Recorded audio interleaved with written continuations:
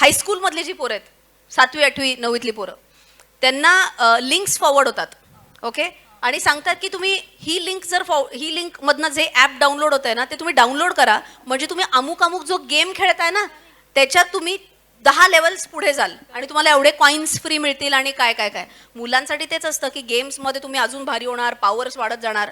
आणि त्याच नंबरवरनं हे पण येतं की तुम्हाला जर असं वाटत असेल की पेरेंट्स तुम्हाला ओरडतील तर 2 दिवसांनी ते ॲप डिलीट करून टाका. ओके, हे केलेलं आहे मुलांनी. सो तुम्ही जेव्हा तुमच्या मुलांना फोन्स देताय तेव्हा त्यांना प्लीज सांगा की कोणत्याही लिंक्सवर क्लिक नका करू, कोणतेही ॲप्स अननेसेसरी डाउनलोड करू नका. आणि एका माणसाचे काहीतरी 60 का 70 लाख रुपये एका मिस्ड कॉलवरनं गेलेले आहेत. लेटेस्ट न्यूज आहे, तुम्ही बघू शकता नेटवरती तुम्हाला मिळेल ही. कारण त्याच्या मागे जेव्हा तपास केला तेव्हा असं कळालं की त्या टीनेजर मुलांनी, म्हणजे जो 8वी 9वी 10वीतला जो काय मुलगा असेल त्यांनी ते ॲप डाउनलोड केलं होतं कुठल्या तरी लिंकवर क्लिक करून. त्याच्यामुळे ते बॅकग्राऊंडमध्ये सगळं ॲप त्या फोनचा डेटा कलेक्ट करत होतं आणि जेव्हा एक मिस्ड कॉल दिला सगळा तुमचं बँक अकाउंट रिकामा झाला.